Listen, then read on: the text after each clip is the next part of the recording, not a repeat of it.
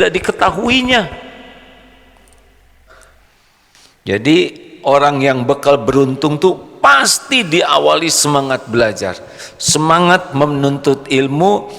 Goalnya adalah paham ilmu dan diamalkan. Yang kedua, apa kunci sukses menurut al-mu'minun? Adalah qad aflahal mu'minun alladzina, orang-orang yang salatihim khasyi'un, khusyuk dalam salatnya. Ini kembali ke salat. Kita salat tapi kita tidak peduli kualitas salat kita. Kita salat ke masjid tapi selama salat pikiran kemana saja. Padahal kualitas salat itulah yang menentukan kesuksesan kita. Lingkungan terbaik, makin bagus salat, makin bagus kehidupan kita. Wasta'inu bis-sabri was-shalah. Makanya kalau ingat sukses, ingat iman, ingat belajar, ingat salat yang berkualitas. Perbaiki dan perbanyak salat. Nanti ngikut sendiri yang lain-lainnya. Karena segala sesuatu yang kita inginkan, segala sesuatu yang kita cita-citakan, semuanya ada dalam kekuasaan Allah. Jelas? Lanjut. Jadi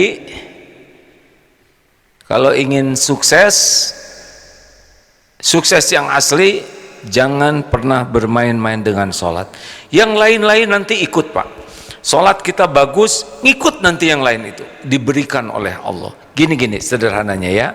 Apapun yang kita inginkan, apapun yang kita cita-citakan, apapun yang kita perlukan, semuanya milik Allah, dikuasai Allah. Tidak akan pernah terjadi kepada kita kecuali Allah yang menghendaki. Jelas hadirin? Seperti saudara ingin sesuatu, saya punya, maka yang bisa ngasih saya, misal begitu. Nah, kuncinya adalah sholat kalau kepada Allah. Jadi tenang, jangan takut tentang uang, jangan takut tentang karir, jangan takut tentang jodoh, jangan takut tentang macam-macam lah dunia ini. Gak usah risau. Demi Allah, semuanya milik Allah, semuanya dikuasai Allah, dan semuanya hanya bisa terjadi dengan izin Allah, baik nikmat maupun musibah. Jadi jangan takut. Yang kita takutkan sholatnya jelek. Fawailul lil musalli alladzina hum an sholatihim sahun. Celakalah orang yang sholat dan lalai dalam sholatnya. Jadi bahaya bagi kita tuh sebetulnya kurang belajar dan sholatnya asal-asalan. Ini santri punya cita-cita enggak? Semua cita-citanya itu Allah tahu tidak? Siapa yang bisa menentukan terjadi atau tidak? Makanya semangat sholat itu. Ini terpaksa diulangi ya. Ciri orang yang sholatnya jelek sudah tahu kan? Ada 7, ditambah 1 lagi. 1, berat. Kalau mau sholat itu berat. Tuh, itu pasti jelek sholatnya. Orang yang bagus sholat, antusias, semangat mau sholat itu, kayak mau membuka pertolongan. 2, ciri orang yang sholatnya jelek apa? Suka melambat-lambatkan sholat. Jadi enggak mau tepat waktu. Ciri orang yang berkualitas sholat, senang sekali sholat pada waktunya. As-sholatu ala waktiha.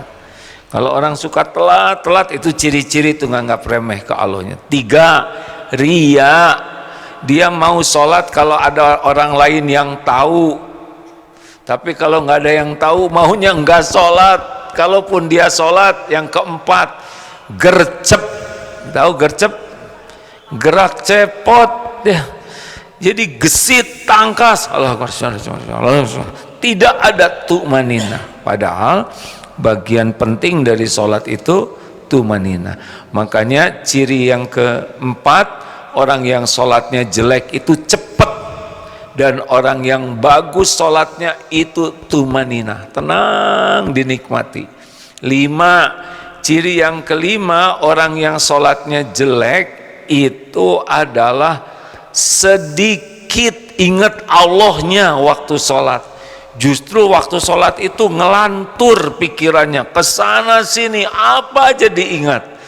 Aneh, waktu nggak sholat nggak ingat, lagi sholat ingat. Astagfirullahaladzim. Padahal wa aqimis sholah lidzikri, dan dirikanlah sholat untuk mengingatku. Nah, jadi orang makin khusyuk itu cirinya makin banyak ingat Allah. Takbir, bacaan Fatihah, surat-surat, ruku, sujud, itu semuanya zikir, hadirin. Dan yang ke berapa? 6, malas sekali berjamaah. Orang yang sholatnya kurang bagus, dia tidak tertarik dengan berlipatnya pahala 27 kali lipat. Padahal sholat jamaah itu berlipat-lipat, khususon lelaki nih. Ayo ke masjid, kalaupun di musola, kalau musolanya di sebelah kamar nggak kaci ya, lelaki ayo ke masjid. Akhwat boleh? Boleh, sepanjang tidak jadi fitnah. Dan ada satu lagi sebetulnya, yang ke-7, ciri orang yang sholatnya jelek, persiapannya asal-asalan. Jadi bisa kelihatan orang yang bekal sholatnya tidak baik itu wudunya juga tidak baik, waktunya tidak baik, asal aja ke Allah tuh sisa. Ayo perbaiki sholat. Nah, yang ketiga sekarang ini, lihat, qad aflahal mu'minuna alladzina hum fi sholatihim khashi'un. Lihat, walladzina hum anil lagwi mu'ridun.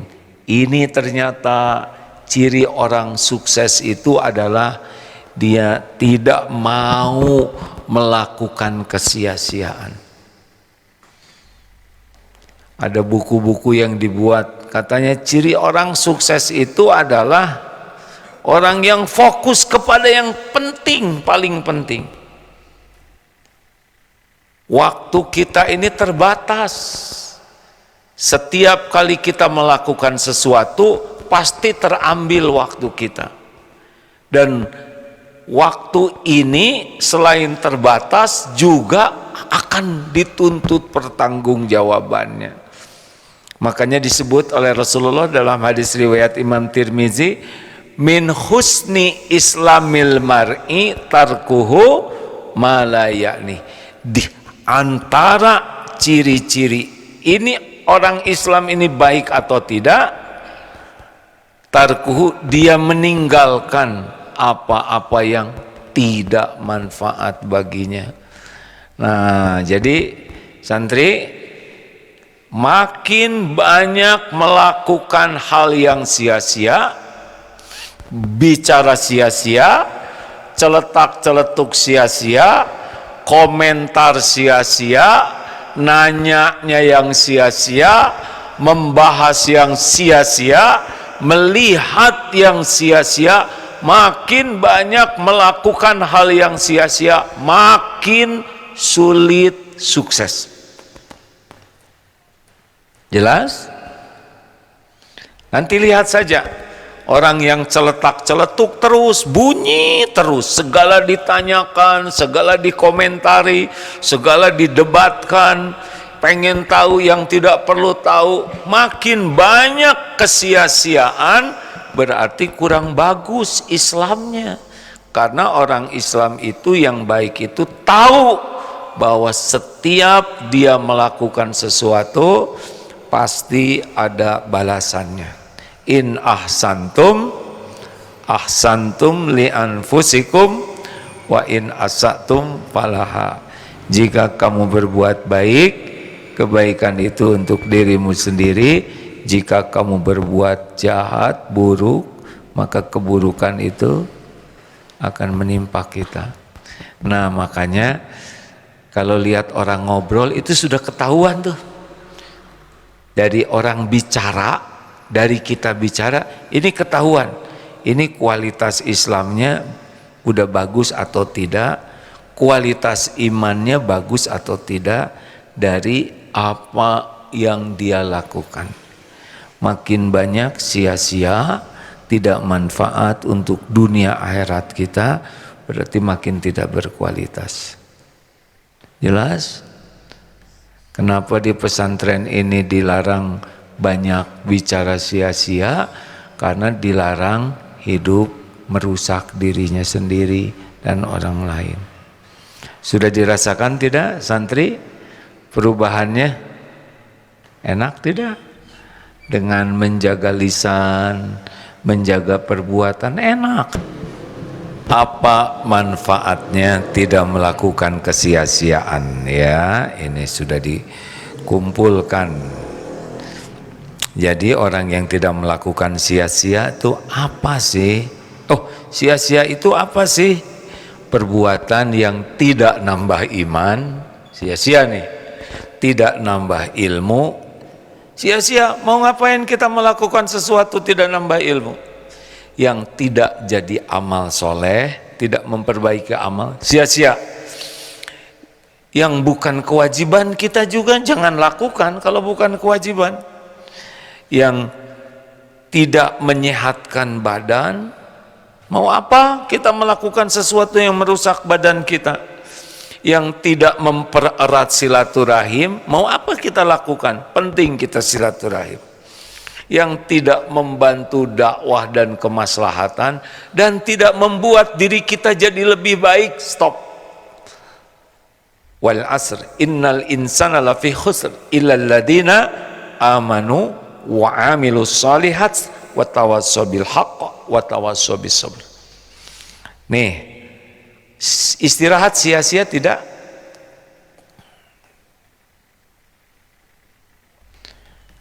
Jawab. Tergantung. Kalau istirahat terus, giliran harus belajar istirahat. Tapi kalau sudah waktunya istirahat, penuhi. Misal tidur lebih awal, bangun lebih awal, tidurnya berkualitas, ini penting. Saat tidur adalah saat tubuh memperbaiki dirinya. Sel-sel yang rusak diperbaiki, yang mati sampah-sampah dibuang. Banyak yang Allah takdirkan terjadi pada waktu kita tidur berkualitas. Maka orang yang suka begadang, suka tidur sampai larut malam, apalagi untuk perbuatan yang tidak ada manfaatnya, dia berlipat-lipat zolimnya tuh. Sudah menzolimi dirinya dengan waktu terbuang, juga menzolimi tubuhnya, tidak diberi kesempatan untuk menjadi lebih sehat, lebih baik. Baik, apa saja yang manfaat kita tidak sia-sia? Satu, kalau orang tidak melakukan kesia-siaan, hatinya lebih bersih, lebih tenang, lebih jernih, sholat lebih khusyuk. Tidak bisa khusyuk sholat orang yang banyak bicara terus, yang segala dibunyikan, komentar, rame sekali mulutnya tuh, tapi tidak ada gunanya. Itu sholatnya tidak bisa khusyuk, akan banyak galau. Orang yang banyak bicara sia-sia mesti banyak galaunya, tidak tenang, karena setiap kesia-siaan tidak mendatangkan sesuatu yang Allah sukai. Jarang nangis waktu sepertiga malam terakhir. Orang yang banyak kesia-siaan. Jadi kenapa? Kenapa ya? Saya kok susah nangis pada waktu tobat, susah nangis waktu tahajud di penghujung malam. Mesti banyak kesia-siaan. Bicara sia-sia, berbuat sia-sia, itu mengeraskan hati. Ingin nikmat sholat, nikmat munajat, kurangi bicara sia-sia, kurangi perbuatan sia-sia. Allah memberi hadiah hati lebih bersih. 2, kalau orang menjaga diri dari kesia-siaan, lisan terjaga dan ucapan akan lebih bermakna. Begini hadirin, orang yang banyak bicara, walaupun bicaranya penting, orang tidak perhatikan. Tapi yang jarang bicara dan bicaranya tidak sia-sia, setiap perkataannya bermakna, itu ditunggu. Tapi yang banyak sekali bunyi, walaupun perkataannya penting, gak ada yang perhatikan. Maka hindari banyak bicara, kecuali dengan niat dan perkataan yang benar. 3, orang yang menjauhi sia-sia, waktunya berkah. Detik demi detik, menit demi menitnya itu jadi kebaikan yang banyak. Bagi dirinya, bagi orang lain, bagi dunia, bagi akhirat, bagi lahirnya, bagi akalnya, bagi hatinya. Detik demi detiknya membawa kebaikan. 4, tadi hati lebih jernih ya. Yang keempat, orang yang terpelihara dari kesia-siaan, hidupnya lebih nyaman, lebih aman, syariatnya lebih tenang, karena tidak merugikan siapa-siapa, tidak nyakiti orang, tidak ada bohong, tidak ada gosip, terpelihara, jadi tenang, hadiah dari Allah. Dan karena orang yang GTA, galau tiada akhir, tuh kebanyakan lihat yang sia-sia, mendengar sia-sia, mikir sia-sia, bicara sia-sia, hadiahnya GTA. Apa GTA? Galau terus-terusan. Yang kelima, orang yang menjauhi kesia-siaan akan lebih berwibawa. Orang yang tenang, setiap perkataannya dijaga, bukan ingin berwibawa. Berwibawa itu tidak usah diinginkan. Itu hadiah dari Allah. Kenapa ada orang yang kalau kita ketemu tuh segan, tapi tidak takut? Hanya ada sesuatu yang membuat kita menaruh hormat karena tidak melakukan kesia-siaan. Pemimpin yang banyak celetak-celetuk, banyak bergurau berlebihan, bicara sekenanya, sekepikirnya, perilakunya juga tidak terjaga, tidak berwibawa. Walaupun punya jabatan tinggi, walaupun ustadz, walaupun guru, walaupun hafal Quran, tapi kalau banyak melakukan kesia-siaan, dihilangkan oleh Allah wibawanya. Dan yang keenam, orang yang menjauhi sia-sia cenderung berkualitas dari apapun yang dia lakukan. Jadi karena fokus ya, jadi kalau belajar berkualitas, sholat berkualitas, bekerja berkualitas, mudah berprestasi bagi orang yang menjaga dari kesia-siaan. Terima kasih. Kita tanya jawab ya. Tidak usah terlalu panjang karena sudah panjang. Ya.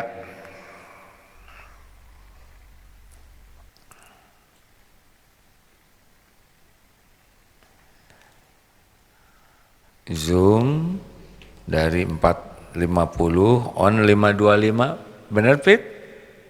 Baru on Zoomnya? Kalau gitu mohon maaf ini. Pip? Ya, dari media sosial ada yang bertanya. Ini harus minta maaf nggak Pip? Ini katanya Zoom baru nyala 525. Ya, tadi ada kendala kabel.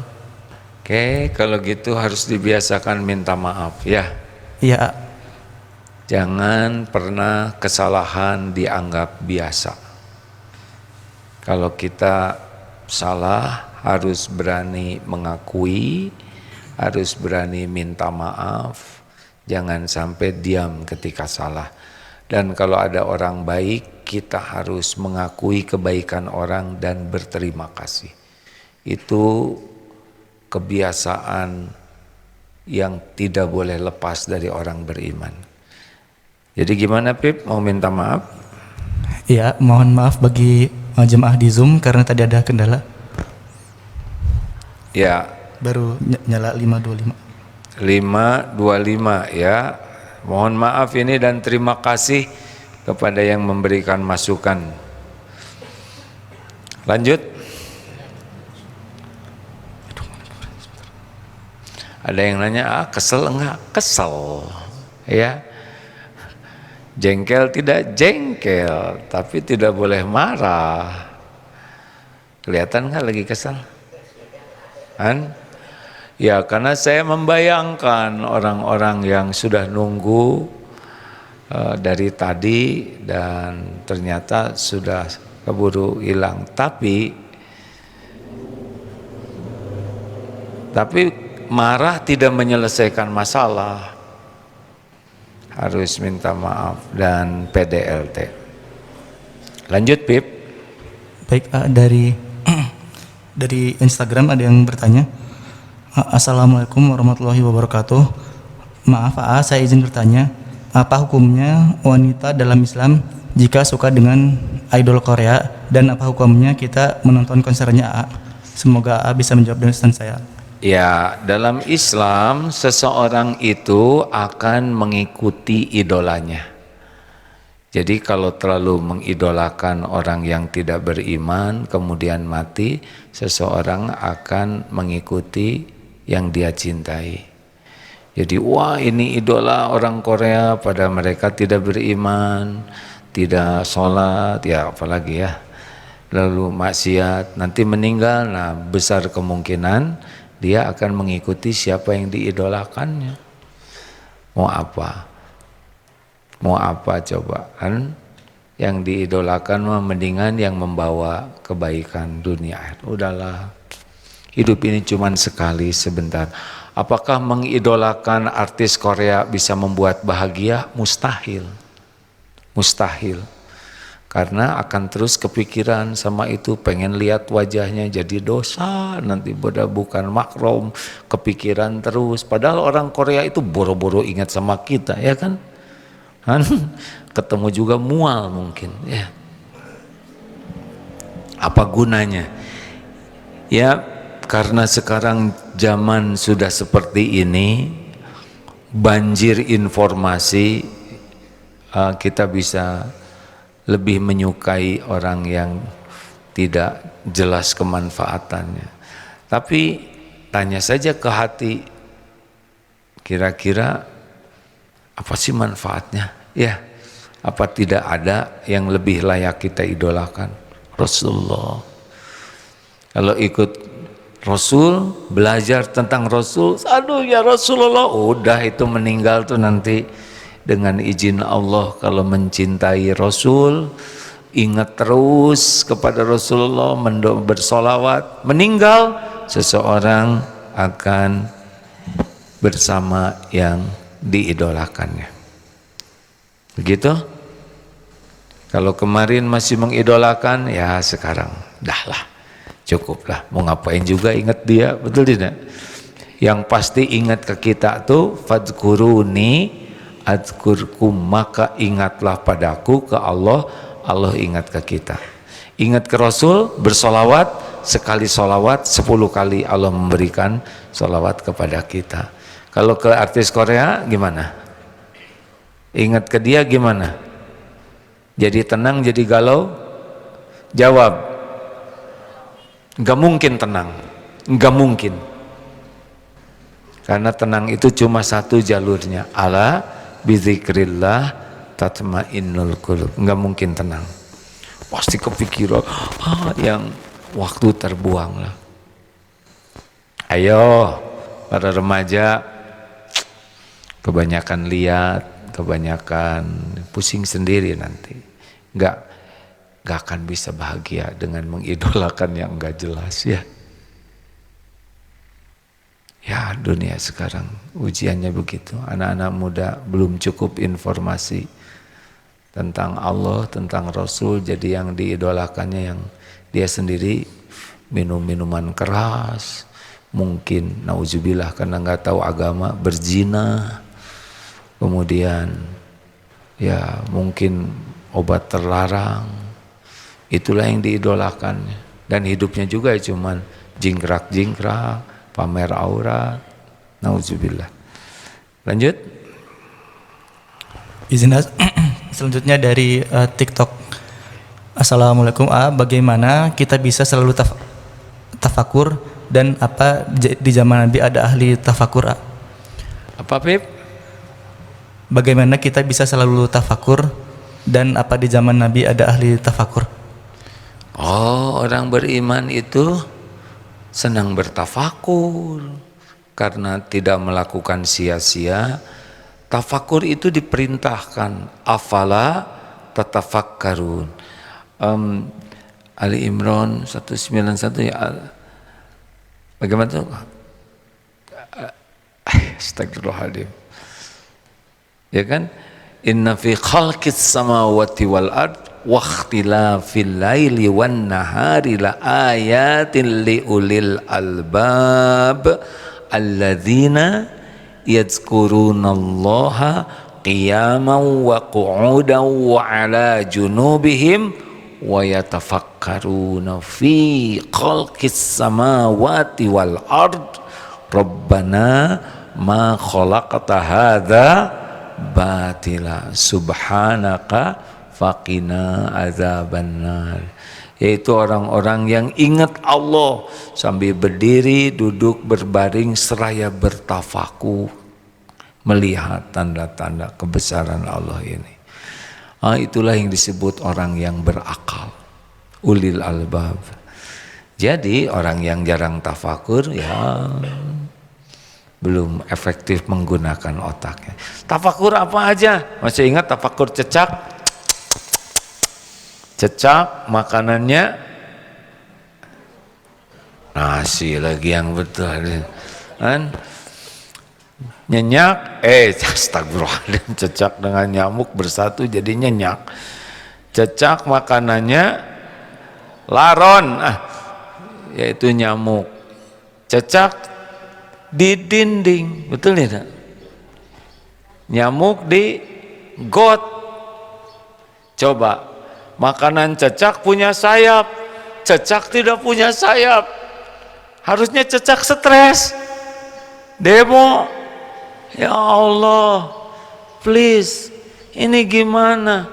Makanan kami punya sayap semua, nyamuk, laron, sedang kami ngedaplok begini. Harusnya depresi. Pernah lihat cecak yang stres? Nggak tahu ya. Tapi mana yang hebat? Cecak nyari nyamuk, nyamuk ngedeketin cecak. Kan? Jawab. Nah ini tafakur ini. Oh iya. Kalau cecak nyari nyamuk, tidak akan makan. Baru turun ke sini, pakai vacuum cleaner kesedot. Lagi jalan ke situ, keinjak. Udah turun capek-capek ke bawah, mau ke got. Kelindes motor, mobil. Udah nyampe di dekat got, dipatuk ayam. Kapan makannya? Didatangkanlah. Jauh ngedeketin nyamuk tuh. Gitu kalau udah rezeki. Memang cecak bergerak. Itu supaya ototnya lentur lah. Hebatan mana? Cecak nyari nyamuk, nyamuk ngedeketin cecak. Hebatan mana? Cecak nyari rezeki, rezeki ngedeketin cecak. Jawab. Tadi sahur. Sahur tadi, nggak usah ceritakan. Yaitu saya sahur terong, alpukat, telur, ya terus ada bubuk kacang dikit, dah. Ada juga yang ngirim sop ikan, jadi banyak nih. Tapi ketika makan, ya Allah, ini alpukat siapa yang nanam? Sampai gini ada di meja. Terong dari gunung mana ada di situ. Kemudian telur, ibu ayam nikah sama papi ayam, hamil, melahirkan. Ternyata rezeki saya itu ibu telur nggak pernah ibu ayam tidak pernah menyadari bahwa di rahimnya ada rezeki saya tuh. Tadi telur 2 tuh, tapi yang saya makan 1. Kemana 1 lagi? Ternyata rezeki Herdi, ya kan? Ceritanya sih untuk Agim, pada rezeki beliau jauh-jauh ayam hamil dulu, lalu sekian berapa bulan sih ayam hamil tuh? Udah nggak usah dipikirkan, sia-sia ya. Lalu jadi telurnya dibawa, direbus sampai ke piring. Masya Allah. Belum lagi sambal. Sambal itu kan luar biasa sulitnya. Garam dari pantai Madura, asam dari Cirebon, lalu terasi itu dibuat dari udangnya dari Samudra Hindia. Wah, rumit kan? Ngumpul semua di piring kita. Nah, tafakur itu menemukan tanda-tanda kebesaran Allah. Jadi makan itu sebetulnya yang paling enak dari makan itu mengingat bagaimana Allah menyediakan semuanya. Lalu masuk ke sini, nyam. Untung lidah dengan gigi akur, betul tidak? Allah, tinggal separuh. Alhamdulillah. Dibulak-balik, telan ke sini, siapa yang ngurus? Kenapa nggak ngumpul di paru-paru? Di sini ngebengul, ke sini. Beres, kita nggak tahu apa-apa. Ada yang jadi kesini, kesana, ada yang jadi rambut, ada yang jadi kuku. Nanti laporan sudah mau setor, ya. Pakai pendahuluan dulu. Bau apa? Ini pemberitahuan, ya. Masya Allah, Masya Allah. Nah itu tafakur. Enak tafakur tuh. Terakhir, silakan deh. Assalamualaikum Pak. Waalaikumsalam warahmatullahi wabarakatuh. Tadi ya sampaikan untuk sedikit berbicara. Lalu bagaimana dengan beberapa orang yang memiliki profesi dituntut untuk berbicara, terkadang juga diminta untuk berinteraksi dan mengadakan gimmick gitu. Misalnya penyiar radio, lalu MC, kemudian pembaca berita dan lain-lain. Terima kasih. Oh, tidak dilarang bicara. Saya melarang bicara. Kan dalilnya begini, man kana yu'minu billah wal yaumil akhir falyaqul khairon aw liyasmut. Coba, kan ada 4 jenjang. Berkata baik itu paling tinggi. Kalau diam itu emas, maka berkata baik itu apa sih yang lebih mahal dari emas? Berlian atau apalah, saya nggak tahu ya. Berkata baik itu lebih tinggi derajatnya dari diam. Tapi orang baru bisa berkata baik kalau dia bisa diam. Nah, di bawah ini adalah sia-sia. Ini mulai bermasalah. Di bawahnya lagi perkataan maksiat. Nah, sekarang jadi pembawa acara diam. Saya kira dia dipecat ya. Agim dari tadi bicara sudah hampir 1 jam. Coba kalau saya dari tadi, pasti dianggap sakit ya. Bicara, cuma setiap bicara dipikirkan. Apa niatnya, isinya benar atau tidak, manfaat atau tidak. Niat, konten, dampak. Suatu saat ada KUA, AA diundang untuk khutbah. KUA ini berkata begini, ini jangan ada yang tersinggung ya. KUA ini berkata begini, KUA itu kantor sebetulnya, tapi orangnya dari KUA. Tapi menarik sekali. AA katanya, saya setiap hari bisa 5 sampai 6 pernikahan. Tahu enggak, yang paling banyak membuang waktu adalah pembawa acara. Ngomong terus. Kenapa harus segala diceritain? Simpel saja. Boleh seperti kemarin di Batam diawali dengan pantun ya. Saya juga rada kurang pandai berpantun, kecuali pantun utama, terang bulan di tepi kali, buaya datang disangka tali. Sangat senang saya berjumpa lagi dengan para pesepeda yang baik hati. Tuh, bagus kan? Terang bulan di tepi sungai, ikan datang disangka kayu. Saya bahagia pulang dari Mekah. Tekan nyambung. Jadi haji yang mabrur. Ini nggak nyambung ya. Sia-sia, betul tidak? Nah, janganlah yang sia-sianya. Jadi kalau mau jadi pembawa acara, jangan ingin dikagumi orang dengan perkataannya. Bicara secukupnya. Hadirin, hadirat, memasuki acara kedua, penyampaian sambutan kepada pimpinan, dipersilakan. Simple. Acara selanjutnya kajian yang disampaikan oleh AA Gim. Kepada AA kami persilakan. Beres, ya kan? Tapi tidak sedikit pembawa acara yang jadi penceramah.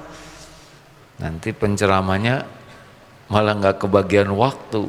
Jangan, secukupnya saja.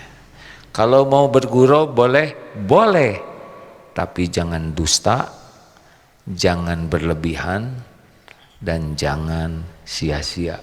Kalau bisa guraunya yang membuka hati. Ujian besar bagi orang yang senang bicara dan diberi kesempatan bicara. Terakhir, Ibu mau nanya? Oh baik, tidak ada? Baik kalau gitu. Oh dimaksa, silakan. Assalamualaikum Pak Ustadz. Waalaikumsalam warahmatullahi wabarakatuh. Tadi saya mau menanyakan tentang sukses, kita harus beriman, terus kita berilmu. Tapi kan kita punya background dari semua orang berbeda-beda Pak Ustadz. Kalau kita lakukan, yang penting kita hanya melakukan dulu. Nanti kan pasti Allah akan membimbing kita ke jalan yang Allah ridhoi gitu Pak Ustadz. Apakah itu satu langkah yang baik daripada mungkin kita kurang berilmu saat sekarang, tapi nanti Allah pasti membimbing jalannya gitu. Gimana mungkin penjelasan Pak Ustadz? Yang sudah berlalu, dah. Sekarang aja belajar. Amalkan. Belajar dengan benar-benar niat ingin kenal Allah, ingin dekat dengan Allah, dapat ilmu, amalkan. Perbaiki sholat, jaga diri dari kesia-siaan. Yang udah-udah, tinggal tobat. Gitu. Allah tahu masa lalu kita. Kita bisa berubah gini juga dengan pertolongan Allah. Kalau Allah nggak nolong, nggak akan kita kesini, nggak akan dengar siaran ini. Setan tidak mau kita dengar ilmu, nafsu tidak suka kita belajar. tapi Allah lah yang memudahkan kita bisa belajar. Makanya apa yang berat, apa yang penting sesudah ini, amalkan. Kalau kita mengamalkan walau sedikit, hari ini saya tidak akan mengeluh, tahan. Hari ini saya tidak akan celetak-celetuk, tahan.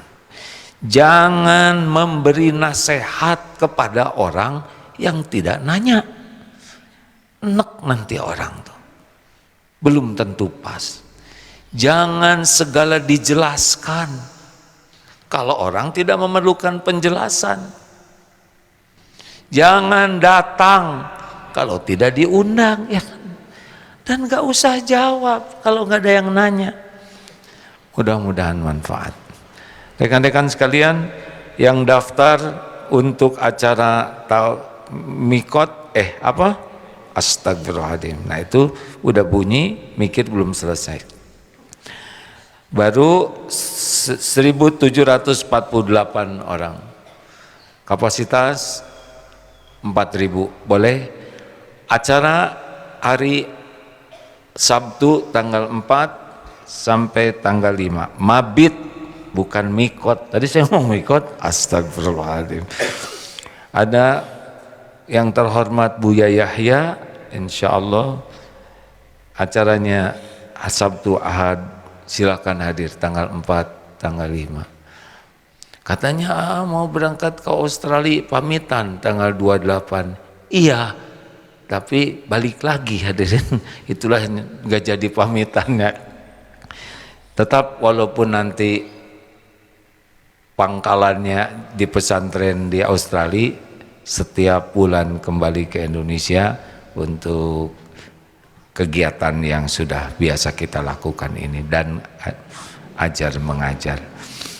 Terima kasih hadirin sekalian. Subhanakallahumma bihamdik, asyhadu alla ilaha illa anta, astaghfiruka wa atubu ilaik. Assalamualaikum warahmatullahi wabarakatuh.